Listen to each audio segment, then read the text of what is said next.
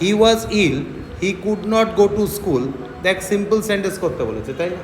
ভালো করে দেখ, অ্যাজ দিয়ে সেন্টেন্স লেখা আছে মানে কি কমপ্লেক্সে লেখা আছে সেন্টেন্স, করতে বলেছে সিম্পলে।